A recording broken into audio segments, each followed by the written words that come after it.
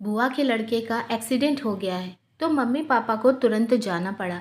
मेरे एग्ज़ाम आने वाले थे इसलिए मैं नहीं गई। घर पर मैं अकेली ही थी। उस दिन मौसम भी अलग रंग में था। रुक रुक कर बारिश हो रही थी। बिजली चमक रही थी। थोड़ा अजीब सा महसूस हो रहा था, परंतु मैं अपने को दिलासा दे रही थी कि बस एक रात की ही तो बात है, मैं रह लूँगी। ज़ोरदार ब्रेक लगने की आवाज़ आई और फिर एक चीख की आवाज़ आई। पहले तो मैं थोड़ा घबरा गई। फिर मैंने मेन गेट खोला तो सामने एक युवक घायल पड़ा हुआ था, खून से लथपथ और अचेत। मैंने इधर उधर देखा कि शायद कोई दिखाई दे, परंतु वहाँ कोई नहीं था। मैं उसे घर ले आई। मैंने देखा कि वो कांप रहा है, तो मैं अपने पापा के कपड़े ले आई और बोली कि आप कपड़े बदल लीजिए, परंतु वो बेहोश था। फिर थोड़ा हिचकिचाते हुए मैंने उसके कपड़े बदल डाले। मुझे थोड़ा अजीब लगा, लेकिन अगर मैं उसके कपड़े नहीं बदलती तो चोट के साथ साथ उसे बुखार भी आ सकता था। वो अजनबी युवक बुदबुदाया। अचानक बेहोशी की हालत में उस अजनबी युवक ने मेरा हाथ कस कर पकड़ लिया। मैंने तो सोचा कि पट्टी करके इसे घर भेज दूंगी, पर अब क्या करूं। तभी अचानक जोर से बिजली कड़की और उसने बेहोशी में ही मेरा हाथ जोर से खींचा और मैं उसके ऊपर गिर पड़ी।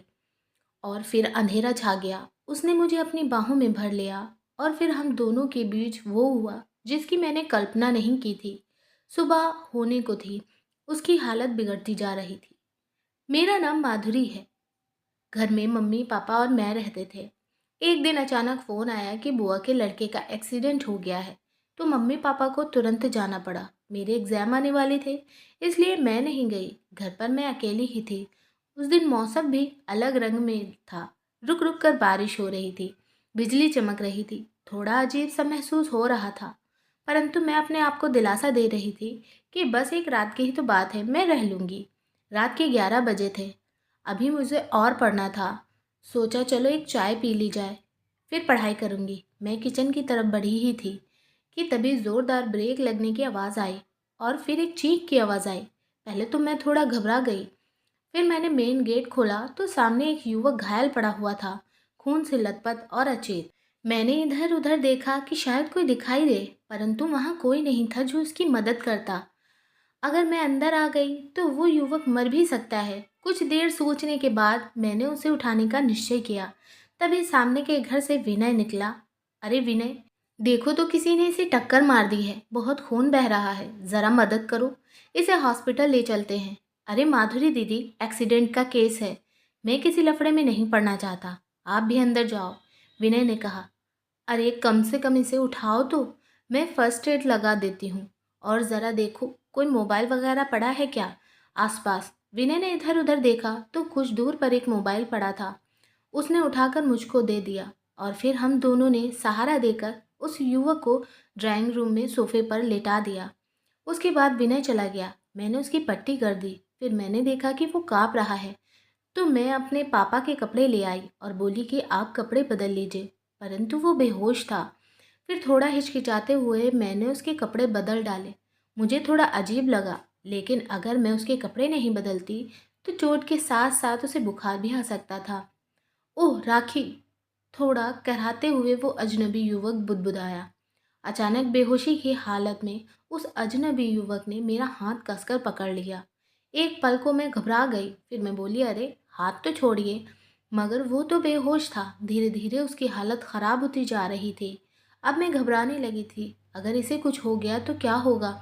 मैं ही पागल थी जो इसे घर ले आई। विनय ने मना भी किया था, मगर मैं ही नहीं मानी। पर ना लाती तो ये मर जाता। मैंने एम्बुलेंस बुलाई और उसे हॉस्पिटल ले गई। उपचार मिलने के बाद युवक को होश आया तो डॉक्टर ने उसे मेरे बारे में बताया कि मैं ही उसे यहाँ लाई थी। तब वो युवक बोला, धन्यवाद देना तो आपके लिए बहुत छोटी सी बात है माधुरी जी। समझ नहीं पा रहा कि मैं आपको क्या दूँ। कुछ नहीं, बस आप जल्दी से ठीक हो जाए, मैंने कहा। वो बोला, मेरा नाम अमर है और मैं एक कंपनी में काम करता हूँ। कल मेरी गाड़ी ख़राब हो गई थी। मैं मैकेनिक की तलाश में अपनी गाड़ी से बाहर आया था। तभी एक कार मुझे टक्कर मारकर चली गई। फिर उसके बाद मेरी आंखें यहाँ खुली। आपने मेरी जान बचाई, आपका बहुत बहुत धन्यवाद, वरना राखी मेरा इंतज़ार ही करती रह जाती। अमर जी, क्या आपको रात की बात बिल्कुल याद नहीं है? मैंने पूछा। क्या मतलब? कौन सी बात? अमर बोला। नहीं, मेरा मतलब वो कौन था जिसने आपको टक्कर मारी थी? मैं जानबूझकर असलियत छुपा गई थी। नहीं माधुरी जी, मुझे कुछ याद नहीं आ रहा, दिमाग पर जोर डालते हुए अमर बोला। हाँ, अगर आपको तकलीफ ना हो तो कृपया मेरी वाइफ को फ़ोन कर दीजिए, वो परेशान होगी। अब मुझको अपने चारों ओर अंधेरा दिखाई देने लगा। उफ, ये इमोशनल होकर मैंने क्या कर डाला? और अमर, वो तो निर्दोष था और अनजान भी।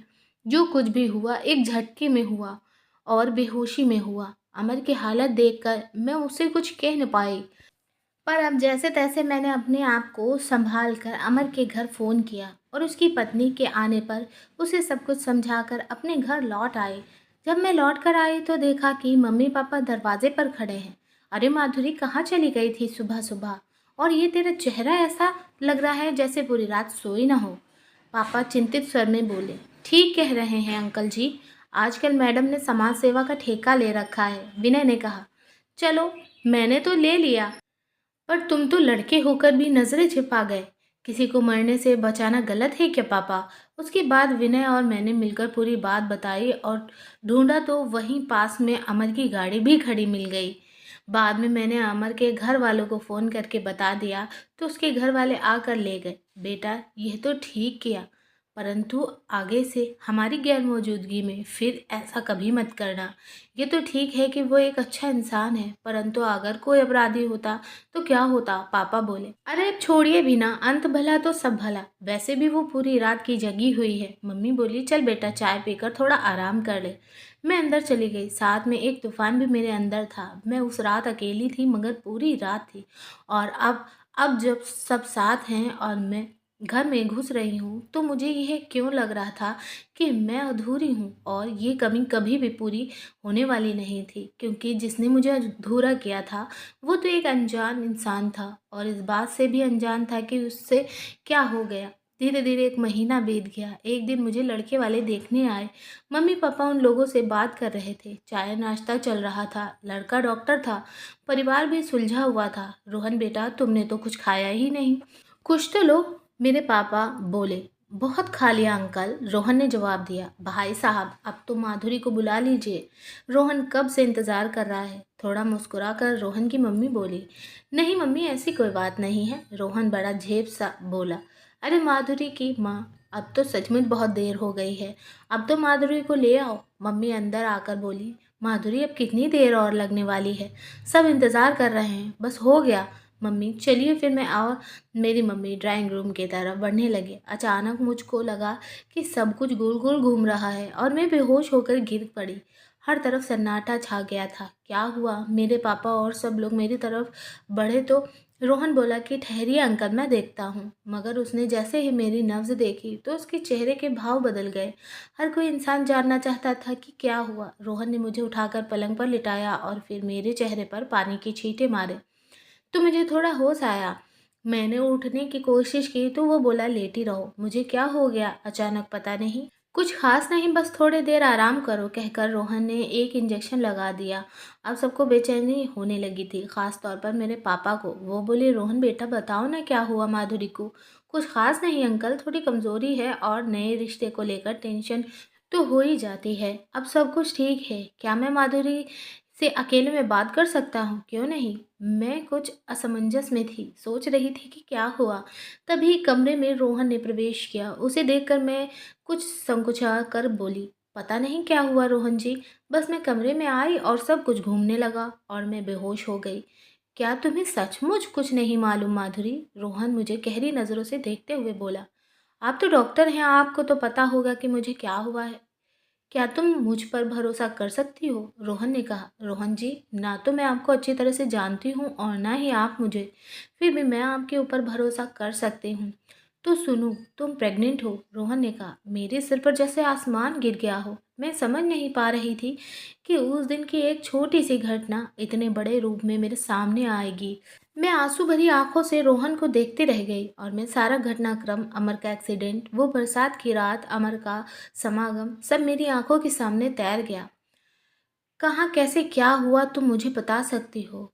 बेशक हमारी शादी नहीं हुई है, पर मैं तुम्हें धोखा नहीं दूंगा, उस धोखेबाज की तरह जो तुम्हें मझधार में छोड़कर चला गया। नहीं, वो धोखेबाज नहीं था रोहन जी, मैंने थरथराते हुए कहा। फिर ये क्या है?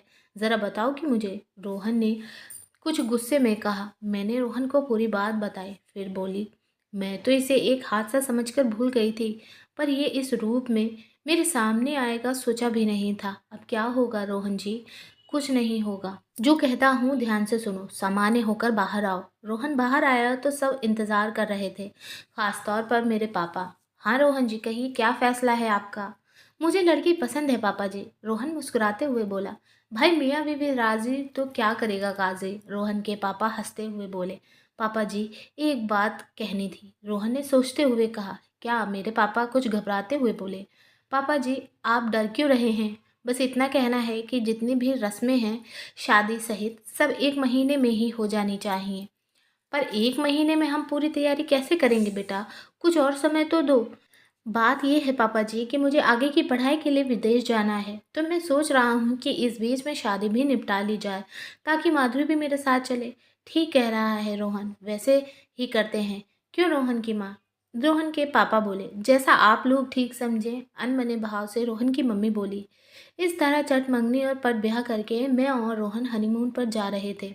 मैं बहुत भावुक थी। मैंने रोहन से कहा, आपने न सिर्फ मेरी इज्जत बचाई बल्कि मेरे पूरे परिवार की भी इज्जत बचाकर मुझे उनकी नज़रों में गिरने से बचा लिया।